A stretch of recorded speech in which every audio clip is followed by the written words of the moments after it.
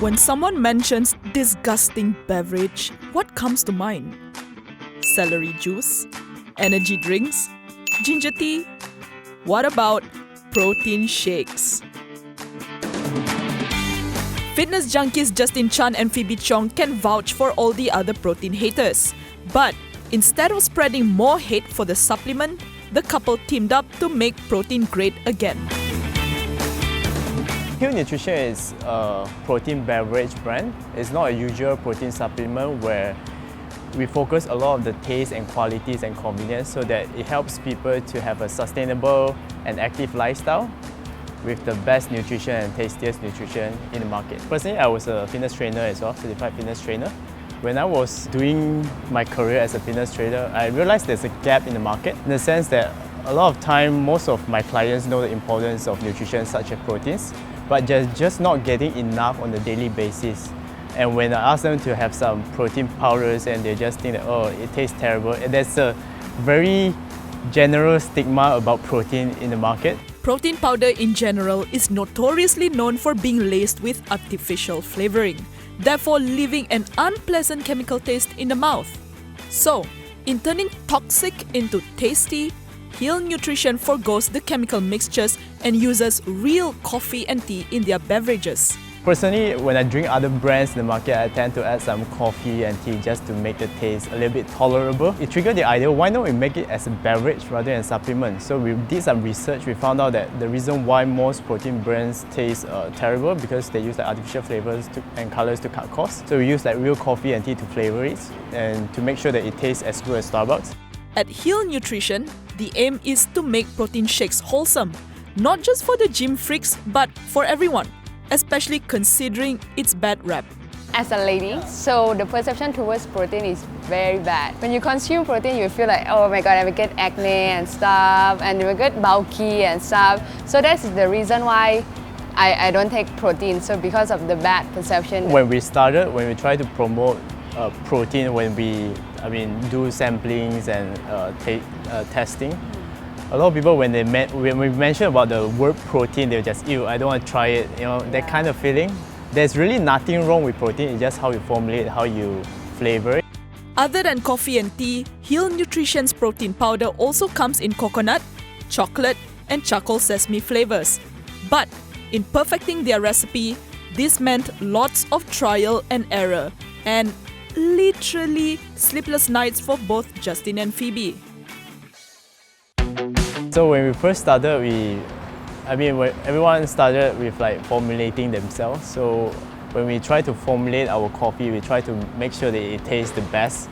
And we drank so much coffee that we couldn't sleep for like a few days. Yeah, because there are too much caffeine. But we want to make sure, because we want to make it fast, we want to taste like different kind of like coffee from different parts of the world. And yeah, we couldn't sleep after testing all of them.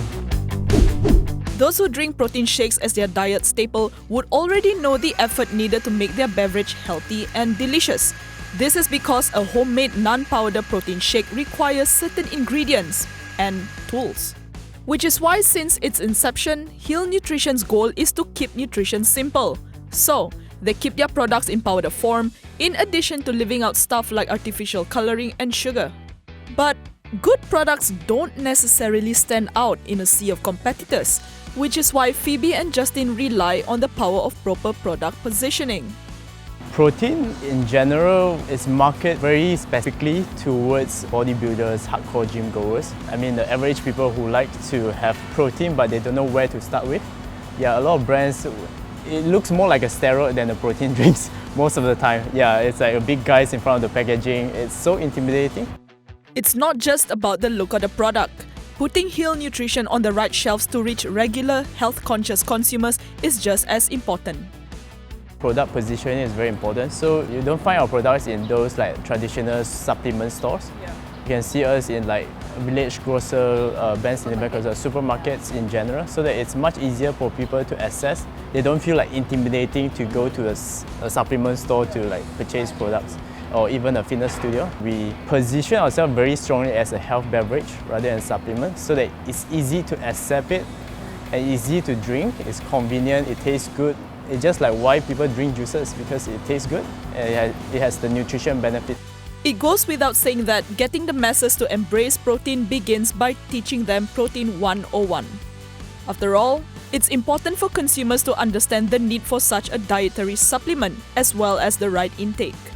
People are still afraid of protein. You have to advise them how many protein they have to take per day and what's the importance of protein. People don't like to give it a try for the first time until they do research about it.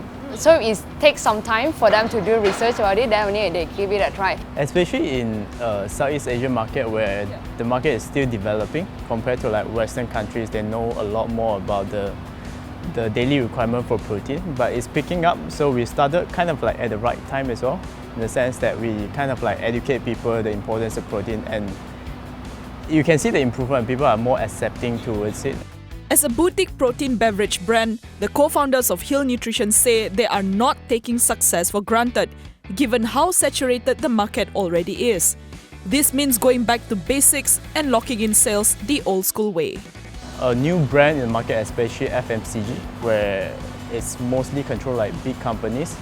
Being a small brand, a new brand in the market, it's pretty hard. You have to like do the cold calls, get rejection, knocking the doors. But ultimately, as long as your product is good, people like it, and eventually they will accept your product. So knocking doors is not the most enjoyable thing in the world.